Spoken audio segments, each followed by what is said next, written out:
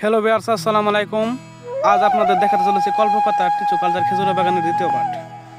আমরা এখন আছি জামালপুর সদর উপজেলার 15 নং শীতপুর ইউনিয়নের গাদাখালী পার, যেখানে একজন সফল উদ্যোক্তা তিনি তার জমিতে সৌদি আরবের আজোয়া খেজুরের চাষ করেছেন। আপনারা দেখতে পাচ্ছেন সেই খেজুরের গাছগুলো সুরক্ষিত রাখার জন্য চারিপাশে সিমেন্টের পাট দ্বারা আবদ্ধ করা হয়েছে। এই খেজুরের গাছগুলোর বয়স 5 বছর। 2 থেকে 3 মাসের মধ্যে এই খেজুরের গাছগুলো ফলন দিবে এবং কি বিগত বছর এই গাছগুলো থেকে কিছু সংখ্যক খেজুর সংগ্রহ করা হয়েছে। আপনারা দেখতে পাচ্ছেন খেজুরের গাছগুলো অত্যন্ত সচ্ছল অবস্থায় দাঁড়িয়ে আছে। এই বাগানে রয়েছে খেজুর গাছ, 12 মাসে আমের গাছ সহ নানান ধরনের ঔষধি গাছ।